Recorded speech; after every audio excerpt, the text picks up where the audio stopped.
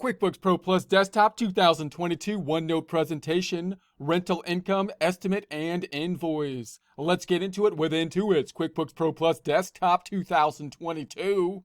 If you have access to OneNote, would like to follow along, icon left-hand side, topic introduction, 8344, rental income, estimate, and invoice tab. Take a look at the immersive reader tool, topic introductions in the text area too, with the same name, same number, but with transcripts. Transcripts that can be translated into multiple languages, either listened to or read in them. Same name and number as presentations as well. Topic introductions designed to give an introduction to the topic, provide screenshots, links where applicable, give accounting background to complement the presentations and can be used to follow along with them if you don't have access to the software at that time.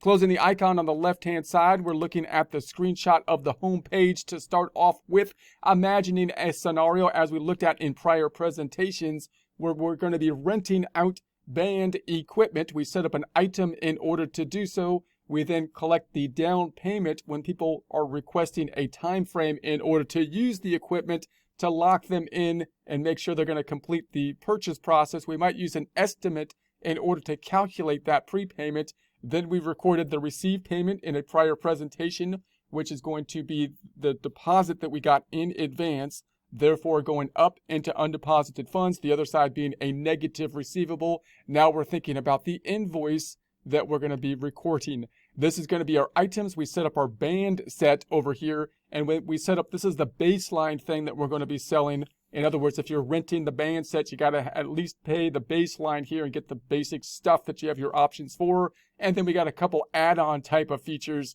that you can add on to it as well if you want to pay a little bit more for some more expensive and louder stuff. And then we've got the customer here, which has that negative deposit in the receivable, which we're now going to be matching up to the invoice when the payment happens. We also here in the customer center see that we have the payment lined up as well in the detail for customer number 5 that made the reservation. Note that you could use the estimate field, which might be the best way and a nice way for you to be able to calculate the prepayment. We didn't do that in the prior presentation, but just realize that the estimate, if someone calls up, you can imagine you set up the estimate, they want the band set, and then we imagine they want a guitar, they want like an app, so these are the add-on items, an amp, I should say an amp, not an app, an add-on item, and then we could try to take this number and basically create an estimate of the prepayment, taking some percentage of it to help us to calculate what the prepayment is, and it can also help us then when they come in to actually get the equipment that we can use then the estimate to create the invoice. So now that we have the estimate that has been set up, there's no actual financial transaction related to the estimate, but we could use the estimate to calculate the down payment, taking some kind of percent, 10, 20% of it, for example, to calculate then the prepayment that we enter as a payment, and then we can use the estimate to create the invoice. So now if I go back to the customer number 5, I got the estimate and I've got the payment in place, and the estimate, remember, doesn't actually do anything, but we have that estimate that we could use to create the invoice. Then we're going to make the invoice. So I'm going to type in customer 5, and then if I hit tab, it's going to say, hey, I'm paraphrasing here. QuickBooks is saying, hey, there's an estimate related to this one. Do you want to use this estimate in order to create the invoice? And we're going to say, yeah, we do. And then it pulls in that information. So now we got the same information from the estimate now populating the invoice. This will be doing a normal invoice thing at this point in time, meaning it's going to increase the accounts receivable, and the other side's going to be going to a revenue account. No cost of goods sold, no inventory and whatnot, because we're not selling the inventory, only renting it. And we could also then apply the credit. So now we're going to go up top and hit, apply a credit, which is the prepayment. There's the prepayment. And so now we've got our invoice that applies the prepayment out and shows the amount due of $2,060, which again, this bottom component looks quite nice, tying out properly the prepayment to the invoice. That's why that negative receivable kind of works logistically. Notice what's going to actually be recorded is this item here, the $2,260. This bottom component, the $200 and the $2,060 down here, this $200 has already been recorded. It's just showing that at the bottom of the invoice so that, obviously we know what's still paid on the invoice, but this isn't actually recording anything new. The new thing being recorded is the $2,260 up top for the invoice.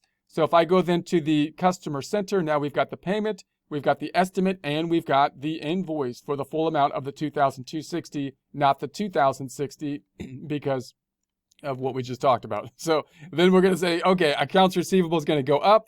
The other side's going to go to the sales, some type of revenue account down here. Accounts receivable now matching out. So we got the $2,260, the full amount of the invoice, and then we've got the $200 of the prepayment. And then if we go to the customer balance detail, we have once again the $2,260, the full amount of the invoice, and the $200 on the payment. And note that those two things are not only on the same subledger now, which is nice, and they're also basically mapped out on the invoice in a way that I think is most efficient, but it's also tied together. Those two things are kind of linked together in terms of the form as well, so it works quite nicely in that way.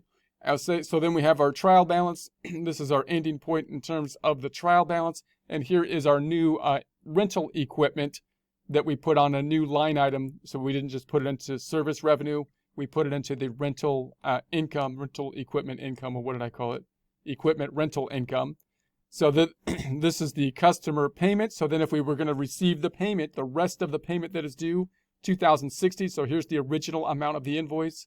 And then here's what is due. So we're going to assume now we're getting paid by the customer at this point in time. This is going to increase undeposited funds. The other side's going to be decreasing the AR, accounts receivable. Then we've got the one item in the deposit area that we need to be dealing with. So we've got the undeposited funds went up, and then accounts receivable went down from that payment.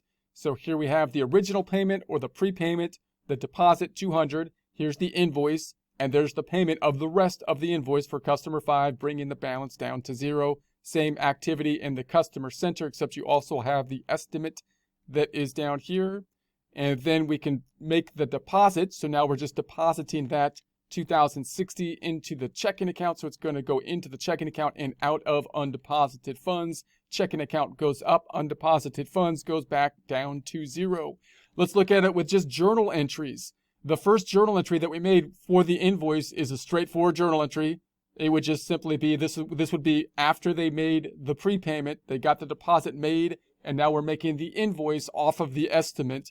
It would just be a debit of the $2,260 and a credit to $2,260 account receivable, debit, equipment rental income, credit. Notice that I'm not taking into consideration here with this journal entry the prepayment, even though it was on the bottom of the invoice, because it's not really recording anything new, even though it was on the bottom of the invoice. It was for reporting purposes on the bottom of the invoice. This is the only journal entry you really have.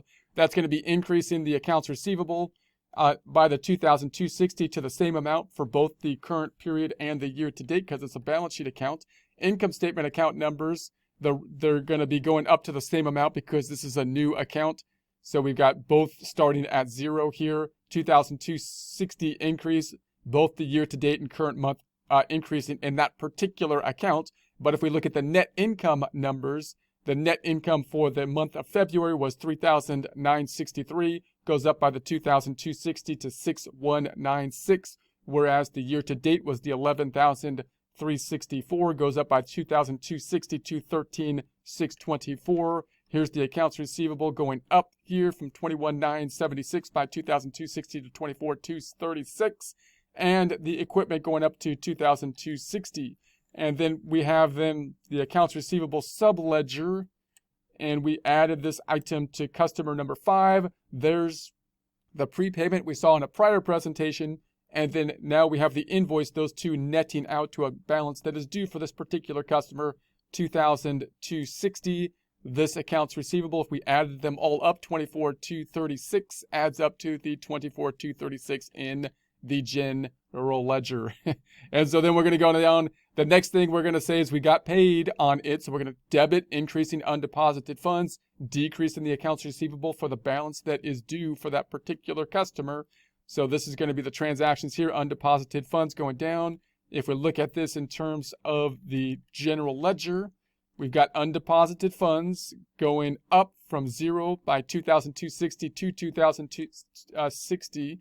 And then we've got the accounts receivable was at $24,236, goes down by $2,060 to $22,176. And then if we look at our accounts receivable subledger here, now we got paid by customer number 5. So we got the original down payment, and then we got the invoice, and then we got paid for the rest of it, bringing it back down to 0 at that point in time. Then we're going to say that we're going to take the money out of undeposited funds, put it into the checking account, debit the checking account, increasing it, credit undeposited funds, decreasing it. Now the checking account goes up, and undeposited funds back down to 0. Looking at the GL, checking account was at 104,202, goes up by 2,060 to 106,262, and the undeposited funds was at 2,060, goes down by 2,060 to 0.